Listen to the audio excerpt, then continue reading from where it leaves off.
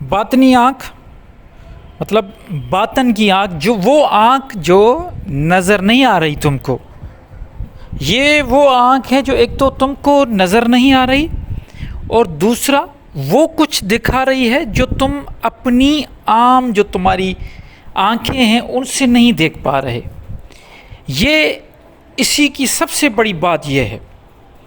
لیکن مسئلہ یہ ہے کہ ہمارے اسپریچولزم میں یا اسپریچولیٹی میں، روحانیت میں سب سے جو بڑا مسئلہ ہے جس پہ میں بھی کام کر رہا ہوں وہ یہ ہے کہ لوگوں کو صحیح طریقے سے ٹرمنالوجی سمجھائی ہی نہیں گئی۔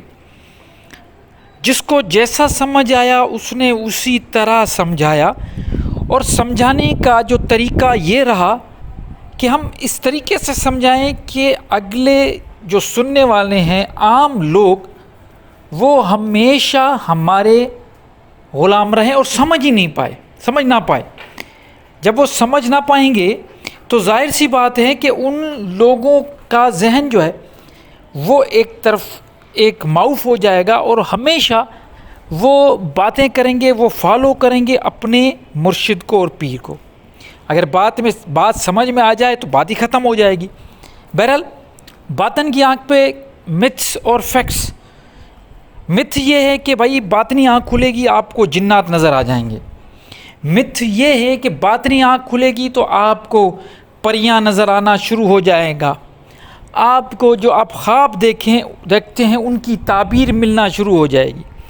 متھ یہ ہے کہ جن کی بھی باطنی آنکھ کھلتی ہے وہ مختلف قسم کی جو مخلوقات ہیں وہ دیکھنا شروع کر دیتے ہیں، یہ متھ ہے۔ لیکن فیکٹ کیا ہے؟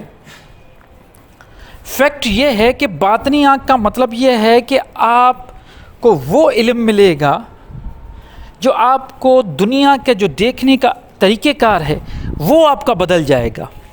آپ دنیا کو کسی اور نظر سے دیکھیں گے، آپ کو ایسا علم مل جائے، اور وہ علم جو دنیا کی اصل دنیا ہے اس کے متعلق آپ کو علم ملے اور دیکھنے کا طریقہ کار آپ کا بدل جائے۔ وہ علم کون سا ہے؟ وہ اللہ کے امر سے ہے۔ وہ علم وہ ہے جو قرآن میں موجود ہے، اس لیے اللہ تعالیٰ قرآن میں فرماتا ہے کہ غور و فکر کرو۔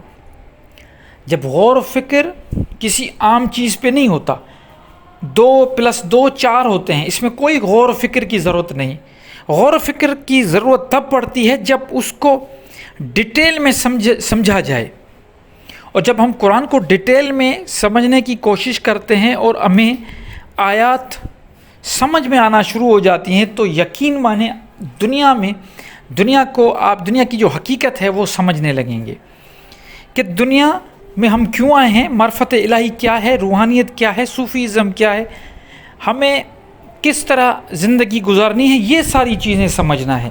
تو باطنی آنکھ کا مطلب ہرگز یہ نہیں، یہ ساری متس ہیں کہ آپ کو کوئی تو کہتا ہے 7 دن میں ہم آپ کی باطنی آنکھ کھول دیں گے، تو کوئی کہتا ہے 1 مہینے میں، ہمارے پاس ورد پڑا ہوا ہے، کوئی کہتا ہے ہمارے پاس اسم اعظم پڑا ہوا ہے، کوئی کہتا ہے ہمارے پاس ایسے ذکر اذکار پڑے ہوئے ہیں جس سے آپ کی باطنی آنکھ کھل جائے گی۔ ہم کہتے ہیں کہ آپ قرآن سے جڑ جائیں، آپ کی باطنی آنکھ کھل جائے گی۔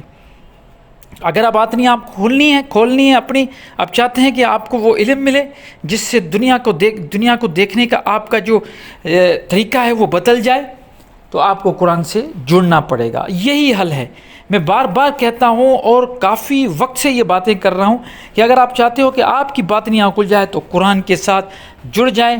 باقی ساری باتیں ایسے ہی ہیں کہ اپنے دل کو بہلانے کے لیے ٹھیک ہے، اپنی خانقاہیں چلانے کے لیے ٹھیک ہے، اپنے بزنس کرنے کے لیے ٹھیک ہے، باقی حقیقت کا اس کے ساتھ کوئی تعلق نہیں۔